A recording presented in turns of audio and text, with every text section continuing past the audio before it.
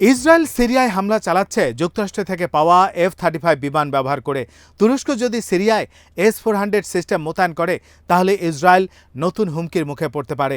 ঐতিহাসিকভাবেই T4 ছিল একটি সংঘর্ষপূর্ণ এলাকা। সিরিয়ান গৃহযুদ্ধের সময় এটি আসাদের বাহিনী ও তাদের রুশ ও ইরানি মিত্রদের জন্য একটি মূল কেন্দ্রস্থল ছিল।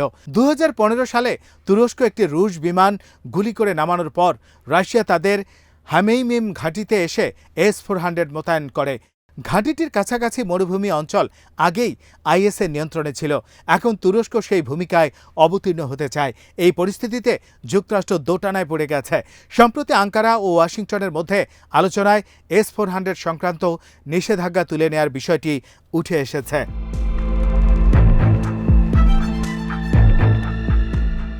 এই আলোচনায় তুরস্ক এমন প্রস্তাব দিয়েছে যে তারা S-400 নিজেদের সীমান্তের বাইরে রাখবে। তবে সিরিয়ায় এই সিস্টেম মোতায়েন হলে সেই সমঝোতার পথ আরও কঠিন হয়ে উঠবে। তুরস্কের বৃহৎ কৌশলগত লক্ষ্য এখানে গুরুত্বপূর্ণ। T4-এর ওপর নিয়ন্ত্রণ প্রতিষ্ঠা করতে পারলে তুরস্ক আঞ্চলিক প্রভাবশালী দেশ হিসেবে আত্মপ্রকাশ করতে পারবে, বিশেষ করে রাশিয়া ও ইরানের পিছু হটার পর। তবে বাস্তবতা হলো তুরস্ক T4 পর্যন্ত স্থল সরবরাহ লাইনগুলোর বেশিরভাগই পড়েছে বিদ্রোহী নিয়ন্ত্রিত এলাকায় এবং ইসরায়েল যে কোনো সময় এই বিদ্রোহীদের সহযোগিতা নিয়ে আবারও হামলা চালিয়ে তুরস্কের পরিকল্পনা ভেস্তে দিতে পারে।